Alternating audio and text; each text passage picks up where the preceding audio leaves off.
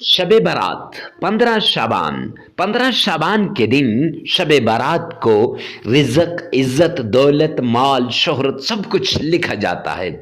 कुछ लोगों के नाम लिखे जाते हैं और कुछ लोगों के नाम काट दिए जाते हैं। तो मुअज़्ज़ज़ समीन किराम, अगर आप भी चाहते हैं कि पूरा साल दौलत से मालामाल हो जाएं, रिज़्क से मालामाल हो जाएं, इज़्ज़त और शोहरत आपको मिल जाए, तो 15 शाबान की रात को ये अमल करना मत भूलिएगा। ये तस्बीह फातिमा है और उसके साथ साथ 2 रकत नमाज नफल है। तस्बीह फातिमा और वजीफा तो आगे चलकर बताऊंगा, अलबत्ता 2 रकात नमाज नफल का तरीका यहां बता देता हूं कि आपने सबसे पहले जिस मुश्किल के लिए ये अमल करना है, जिस हाजत के लिए ये अमल करना है, औलाद की हाजत है, यानी औलाद नहीं हो रही, औलाद के लिए कर रहे हैं, या औलाद तो है लेकिन नाफरमान है, या फिर आप रिज़्क के लिए कर रहे हैं, माल के लिए या रिश्ते के लिए, हत्ता कि जिस भी परेशानी के लिए कर रहे हैं, आपने पहले उस परेशानी को जहन में लाना है और फिर अल्लाह के हुजूर 2 रकात नमाज सलातुल हाजत पढ़ लेनी है। बाकी तरीका वही है जैसे हम आम नमाज पढ़ते हैं, अलबत्ता नीयत कुछ इसकी यूं है कि आपने ये कहना है कि 2 रकात नमाज सलातुल हाजत, और फिर आपने पढ़ लेना है जो भी हाजत होगी। उस हाजत का नाम भी ले सकते हैं, ना भी लें तो फिर भी कोई बात नहीं। अल्लाह अकबर कह के आपने अपनी नमाज को शुरू कर लेना है और 2 रकात पढ़ के उसके बाद आपने सजदे में गिर कर, सजदे में से सर नहीं उठाना, सजदे में घिरकर आपने थोड़ी देर के लिए अल्लाह के हुजूर रोना है और फिर सर उठाकर आपने ये अमल करना शुरू कर देना है, किसी से बातें नहीं करनी। फिर देखना ये तस्बीह फातिमा आपके मुकद्दर को कैसे बदल के रखती है, ये तस्बीह फातिमा आपके नसीब के बंद तालों को कैसे खोलती है, और ये 2 रकात नमाज नफल और अल्लाह का ये प्यारा नाम, कुरान पाक की ये सूरत आपकी मुश्किलात को कैसे दूर करती हैं। शब बारात के अंदर ये अमल करना मत भूलिएगा। बिस्मिल्लाहिर्रहमानिर्रहीम। अस्सलामु अलैकुम वरहमतुल्लाहि वबरकातुहू। मुअज़्ज़ज़ समीन किराम, आज जो हम आपकी खिदमत में हाजिर हुए हैं, ये मसाइब, तकलीफ़ों, परेशानियों से निजात का वो आज़मूदा अमल लेकर हाजिर हुए हैं, बीमारियों से निजात का वो मुजर्रब अमल लेकर हाजिर हुए हैं जो बड़े से बड़े पीर ने अपने ख़ास मुरीद को दिया हो, यानी पीराने पीर शेख अब्दुल कादिर जैलानी रहमतुल्लाह अलैह और हज़रत हसन बसरी रहमतुल्लाह अलैह, इनसे भी बड़े पीर जनाब नबी करीम सल्लल्लाहु अलैहि व आलिहि वसल्लम ने अपने ख़ास सहाबा किराम को दिया है, उसको लेकर आपकी खिदमत में हाजिर हुए हैं। मुअज़्ज़ज़ समीन किराम, जब इंसान मुश्किल में फंस जाता है, तकलीफ़ में फंस जाता है, परेशानी आ जाती है, उस वक़्त अपने रब के दर पे आता है, अपने अल्लाह को मनाता है और अपने अल्लाह के सामने सिजदा रेज़ हो जाता है। जो अल्लाह की तरफ झुक गया, अपने रब की तरफ आ गया, वो तो कामयाबी पा लेता है, लेकिन जो लोगों की तरफ जाता है फिर उसे पता चलता है कि कौन अपना है और कौन बेगाना है। अपने करीबी रिश्तेदार भी उससे ताल्लुक़ को तोड़ देते हैं और अपने करीबी दोस्त भी उसे छोड़ के चले जाते हैं। लिहाजा परेशानियों में जब ऐसी सूरत हाल आ जाए कि आपका करीबी रिश्तेदार भी छोड़ दे, आपके दोस्त अहबाब भी छोड़ दें, खूनी रिश्ते भी आपसे ताल्लुक़ को तोड़ दें, ऐसी सिचुएशन में मायूस नहीं होना और आपने फ़ौरन कुरान पाक की तरफ रुजू करना है, फ़ौरन अल्लाह की तरफ रुजू करना है और ये अमल कर लेना है। जब आप इस अमल को करेंगे, रब्बे कायनात की कसम, मेरा रब आपकी मुश्किलात को दूर कर देगा, आपकी तकलीफ़ों को ख़त्म कर देगा, आपकी मुसीबतें दूर हो जाएंगी। आज के इस दौर में इंसान अल्लाह की तरफ जाता नहीं, इंसान अल्लाह के दर पे झुकता नहीं, फिर कहता है कि मसाइब कैसे आ गए और इनका हल क्या है। अक्सर लोग मुझे कहते हैं, मुफ्ती साहब हमने वो वजीफ़ा किया اور فلاں نے بھی وہ وظیفہ کیا، اس کو تو بڑا افاقہ ہوا، اسے تو کامیابی مل گئی، اس کو تو اللہ نے ارب پتی بنا دیا، لیکن مجھے کچھ بھی نہیں ملا۔ ارے وجہ کیا ہے؟ اور کچھ کمنٹ میں کہتے ہیں کہ حضرت بیان نہ کریں۔ اور میرے پیارے بھائیوں بہنوں، بیان تو ہم پورا دن کرتے رہتے ہیں، لیکن یہاں کچھ ضروری باتیں ہوتی ہیں جو شیئر کرنا لازمی ہوتی ہیں۔ دیکھیں نا، جب رزق کی پریشانی ہو، مال کی پریشانی ہو، دولت کی پریشانی ہو، جاب کی پریشانی ہو، اولاد کی پریشانی ہو، تو انسان مارے مارے کہاں سے کہاں نہیں جاتا۔ تو کیا 2-4 منٹ کے لیے بیٹھ کے اللہ کی رضا کے لیے اس عمل کو سن لینا، پھر اپنے رب کے نام کو، پھر اپنے رب کے کلام کو، پھر اپنے رب کے قرآن کی آیتوں کو پڑھ لینا، کیا یہ کوئی مشکل کام ہے؟ نہیں میرے بھائی۔ تو یقین جانیے، جو صدقے دل سے کرے گا من کی ساری مرادوں کو پالے گا، تکلیفیں دور ہو جائیں گی، مصیبتیں ختم ہو کے رہ جائیں گی۔ جو باتیں میں نے گنی ہیں، یہ ساری باتوں کے لیے ایسا عمل ہے کہ آپ سوچ بھی نہیں سکتے۔ یوں کہوں تو غلط نہ ہوگا کہ یہ اللہ کے غیبی خزانوں کی چابی ہے، یہ اللہ کے غیبی خزانوں کو کھلوانے والی چابی ہے۔ یہ جاب کے لیے، یہ اپنی پریشانی کو دور کرنے کے لیے، بے اولادی کے خاتمے کے لیے ایسا مجرب عمل ہے کہ آج تک اس جیسا عمل دیکھا نہیں۔ پرانی سی پرانی بیماری ہو، جڑ سے اکھڑ جاتی ہے، لیکن شرط یہ ہے صدقے دل سے کریں اور پوری توجہ کے ساتھ کریں، اور اس بات کا خیال رکھیں کہ آپ پورے وظیفے کو کر رہے ہو، کوئی چیز رہ نہ جائے۔ اکثر لوگوں سے رہ جاتی ہیں، شرائط رہ جاتی ہیں یا وظیفہ رہ جاتا ہے، تو شرطوں کو بھی پورا سننا ہے اور اس کے بعد پورے عمل کو کرنا ہے۔ اور اس سے پہلے ویڈیو کو ثواب کی نیت سے صدقہ جاریہ سمجھ کر شیئر کرنا مت بھولیے گا۔ شرائط میں سب سے پہلی شرط، اللہ سبحانہ و تعالی کے حضور آپ نے حلال کمانا ہے، حلال کھانا ہے، حلال پہننا ہے۔ کیوں؟ سرور کونین نے فرمایا الکاسب حبیب اللہ، محنتی اللہ کا دوست ہے، اور آپ نے محنت کرنی ہے۔ اور دوسری ایک حدیث پاک میں سرور کونین نے فرمایا جو شخص حرام کا ایک لقمہ کھاتا ہے تو 40 دن تک اس کی کوئی عبادت قبول نہیں ہوتی، نہ نماز قبول ہوتی ہے، نہ اس کی اور کوئی عبادت قبول ہوتی ہے۔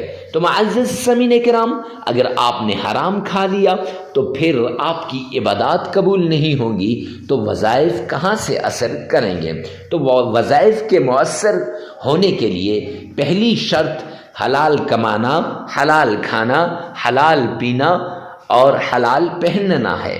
تو اس لیے آپ نے پہلی شرط پر عمل کرتے ہوئے حلال کمانا ہے، حلال کھانا ہے اور حلال پہننا ہے۔ دوسری شرط، آپ نے نماز کی پابندی کرنی ہے، کیوں اللہ کا اعلان ہے قرآن پاک کے اندر وَمَنْ أَعْرَضَ عَنْ ذِكْرِي فَإِنَّ لَهُ مَعِيشَةً ضَنْكًا، جو میرے سامنے جھکنے سے اعراض کرے گا، جو میری یاد سے غافل ہوگا، جو مجھے یاد نہیں کرے گا، قرآن کی تلاوت نہیں کرے گا، نماز نہیں پڑھے گا، فرمایا فَإِنَّ لَهُ مَعِيشَةً ضَنْكًا، میں اس کی معیشت کو تباہ و برباد کر کے رکھ دوں گا۔ تو جب اللہ کسی کی معیشت کو تباہ و برباد کر دیں تو کوئی ہے جو اس کی معیشت کو صحیح کر سکے؟ تو اس لیے معزز سامعین کرام، آپ نے یہ 5 نمازیں لازمی پڑھنی ہے۔ ہاں آگے پیچھے ہو جائیں تو خیر، لیکن وقت پہ پڑھنے کی کوشش کرنی چاہیے۔ تیسری شرط، آپ نے اکیلے میں، تنہائی میں، ایسی جگہ میں آپ نے عمل کرنا ہے جہاں کوئی آپ کو ڈسٹرب نہ کرے، ڈسٹربنگ کریٹ نہ کرے۔ کیوں؟ جب ڈسٹرب ہوں گے پھر وظیفے کی طرف دھیان نہیں رہے گا، جب دھیان نہیں رہے گا تو پھر معزز سامعین کرام کیسے وہ وظیفہ قبول ہوگا؟ لہٰذا وظیفہ کرتے وقت جس مشکل کے لیے، جس بیماری کے لیے، جس تکلیف کے لیے، جس چیز کے لیے آپ وظیفہ کر رہے ہیں، اس چیز کو، اس بیماری کو، اس مشکل کو، اس تکلیف کو آپ نے سامنے رکھنا ہے اور اس کو ذہن میں رکھ کر پھر آپ نے عمل کرنا ہے۔ انشاءاللہ یہ عمل آپ کے لیے آخری عمل ثابت ہوگا، آپ کی تکلیفیں دور ہو جائیں گی، آپ کی مصیبتیں ختم ہو جائیں گی۔ ہر طرح کی تکلیف سے نجات کے لیے آپ نے اس طریقے کو اپنانا ہے۔ یہ 3 شرائط ہیں، ان پہ لازمی عمل کیجیے گا۔ سب سے پہلے آمنہ کے لال عبداللہ کے در یتیم جناب نبی کریم صلی اللہ علیہ وآلہ وسلم کی شان میں عقیدت کے ساتھ، پیار کے ساتھ، محبت کے ساتھ آپ نے درود پاک پڑھنا ہے۔ یہ درود پاک آپ نے اس طریقے سے پڑھنا ہے گویا آپ روضہ رسول کے سامنے کھڑے ہیں، اور یہ درود پاک آپ نے اس طریقے سے پڑھنا ہے گویا محبوب کبریا آمنہ کے لال عبداللہ کے در یتیم جناب نبی کریم صلی اللہ علیہ وآلہ وسلم کے روزے کی جالیوں کو تھام کے کھڑے ہیں۔ معزز سامعین کرام، شب معراج میں اگر آپ درود پاک کا ورد ہی کریں تو ساری مشکلات کو دور کرنے کے لیے یہ کافی ہے۔ آپ کی ہر مشکل، ہر تکلیف، ہر مصیبت اس درود پاک سے دور ہو جائے گی۔ شب معراج ہو یا شب برات ہو، رمضان ہو یا شعبان ہو یا رجب ہو، کوئی بھی مہینہ ہو، جب آپ درود پاک کو عقیدت کے ساتھ، احترام کے ساتھ، محبت کے ساتھ پڑھتے ہیں تو یہ درود پاک آپ کو ضرور فائدہ دیتا ہے۔ تو آپ نے سب سے پہلے 3 مرتبہ پڑھنا ہے۔ ارے مفتی صاحب، یہ 3 مرتبہ ہی کیوں؟ 3 مرتبہ سے زیادہ کیوں نہیں؟ تو جامع ترمذی جلد 2 کی روایت ہے، حبیب کبریا جناب نبی کریم صلی اللہ علیہ وآلہ وسلم نے فرمایا، جو شخص 3 مرتبہ درود پاک پڑھتا ہے وہ اللہ سبحانہ و تعالی کی ذمہ داری میں آ جاتا ہے۔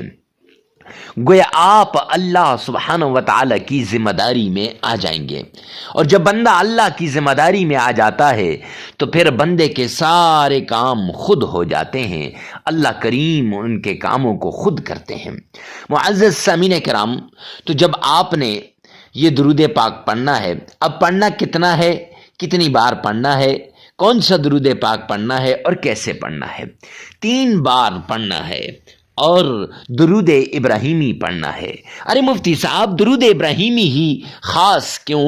تو اس لیے کہ یہ درود پاک آپ دن میں کئی مرتبہ نماز کے اندر پڑھتے ہیں، اور اس کے ساتھ ساتھ آپ کو اس کا تلفظ بھی صحیح ہے آپ کا، اور یہ آپ کو صحیح طریقے سے آتا بھی ہے۔ اور 3 مرتبہ پڑھنے کے بعد، درود ابراہیمی پڑھنے کے بعد پڑھنا کیسے ہے؟ آئیے میرے ساتھ ایک مرتبہ غور سے سنیے گا۔ اللہم صلی علی محمد وعلی آل محمد کما صلیت علی ابراہیم وعلى آل إبراهيم إنك حميد مجيد اللهم بارك على محمد وعلى آل محمد كما باركت على إبراهيم وعلى آل إبراهيم إنك حميد مجيد۔ 3 مرتبہ عقیدت کے ساتھ، پیار کے ساتھ، محبت کے ساتھ، ذوق اور شوق کے ساتھ آمنہ کے لال پر آپ یہ گلدستہ عقیدت درود پاک کا پیش کریں گے۔ جب آپ یہ درود پاک کا گلدستہ پیش کریں گے، رب کائنات کی قسم، پھر آپ کی ہر مشکل دور ہو جائے گی۔ اس کے بعد وہ تسبیح جس سے اگر آپ کو نوکری نہیں مل رہی تو نوکری مل جائے گی، اولاد نہیں ہو رہی تو انشاءاللہ اللہ نرینہ اولاد عطا فرمائے گا، آپ کی ہر مشکل، ہر تکلیف، ہر مصیبت، ہر پریشانی دور ہو جائے گی۔ وہ تسبیح آپ نے پڑھنی ہے، حسبنا اللہ ونعم الوکیل۔ یہ تسبیح آپ نے 313 مرتبہ پڑھنی ہے، 313 مرتبہ آپ نے پڑھنی ہے۔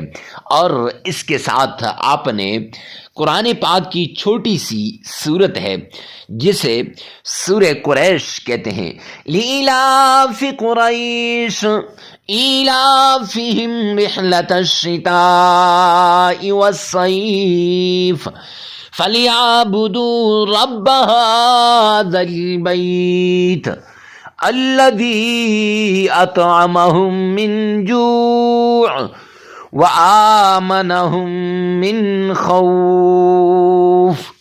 یہ سورت آپ نے 21 ٹائم صرف 21 مرتبہ پڑھ کر سینے پر پھونک مار دینی ہے، اور پھر اس کے بعد اللہ سبحانہ و تعالی کا پیارا نام یا کریم یا اللہ، یا کریم یا اللہ، یہ آپ نے 1001 مرتبہ پڑھ لینا ہے۔ پھر درود پاک آپ نے 3 مرتبہ پڑھ لینا ہے۔ معزز سامعین کرام، عمل مکمل ہو جائے گا۔ یہ عمل آپ 3 دن بھی کر سکتے ہیں، 5 دن بھی کر سکتے ہیں، 7 دن بھی کر سکتے ہیں، اپنی ضرورت کے مطابق آپ اس عمل کو کیجئے گا۔ ویڈیو کو ثواب کی نیت سے صدقہ جاریہ سمجھ کر آگے شیئر کرنا مت بھولیے گا۔ اللہ سبحانہ و تعالی میرا اور آپ کا حامی و ناصر ہو۔ والسلام۔